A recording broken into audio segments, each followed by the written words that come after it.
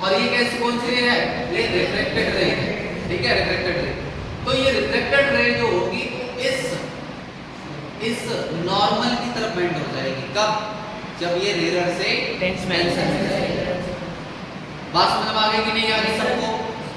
अच्छा, इसकी अगर मैं दूसरी कंडीशन की बात करूं बेटा, अगर मैं इसकी दूसरी कंडीशन की बात करूं,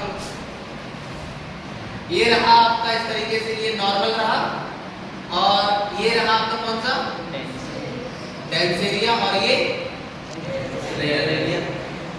अगर लाइट इस तरीके से यहां तक आई और इसका टेंडेंसी क्या है, ये ऐसी जानी चाहिए थी, लेकिन अब किधर जाएगी, ऊपर साइड। हाँ, जब ये इसमें जाएगी तो इस तरीके से ऐसे चली जाएगी, है ना। तो आप देख रहे हो क्या कि इस जब ये डेंसर से रेयर में जा रही है तो इस नॉर्मल से दूर जा रही है। तो हम क्या कह सकते हैं कि when light go dense to rare medium then light go away from the normal. ये नॉर्मल से दूर जाती है। बात समझ में आ रही कि नहीं आ रही? क्लियर होने के बाद अच्छा, अब हम कुछ इसके क्या करते हैं, एग्जाम्पल्स को देख लेते हैं, ठीक है। चलो, रिफ्रैक्शन का देखो, आप यहाँ पर कंडीशन समझते हैं हम रिफ्रैक्शन की, ठीक है।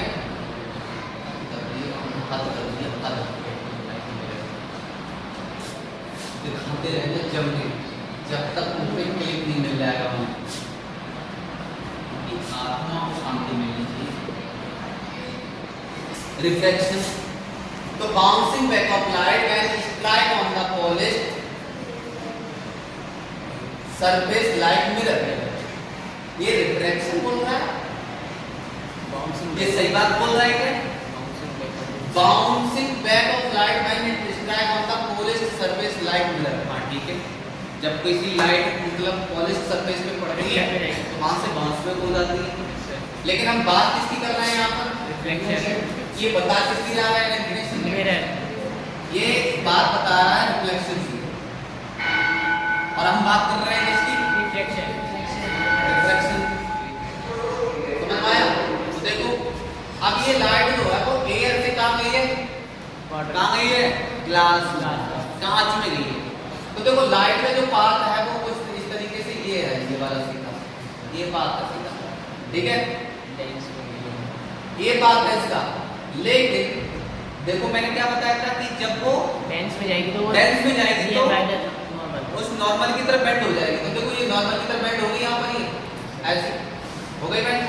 अब ये डेंस से कहाँ पर जा रही है, वापस बाहर रेयर, ठीक है।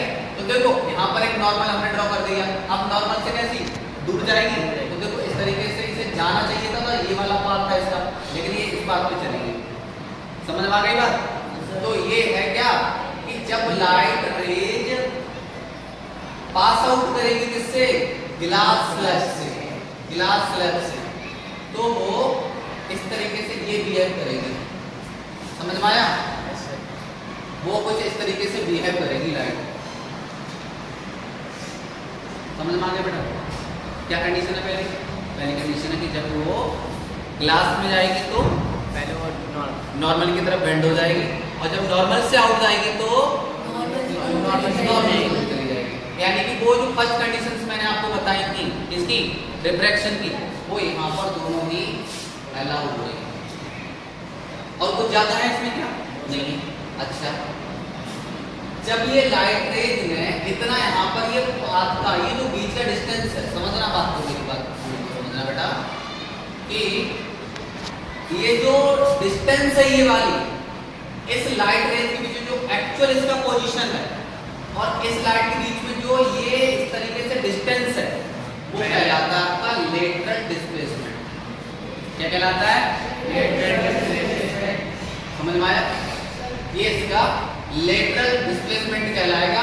और ये लाइट रेज इस तरीके से डेंस से बाहर निकलेगी, ये होगी आपकी इमर्जेंट रे। कौन सी रे होगी? इमर्जेंट रे।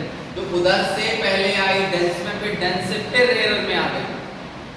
तो ये जो लाइट रेज निकल के आई, ये वाली ये आपकी इमर्जेंट रे। क्लियर? आई होप कि आपको ये रिफ्लेक्शन का जो पार्ट है इतना समझ में आ गया, ठीक है। तो आपका क्लास हो गया और बाकी हम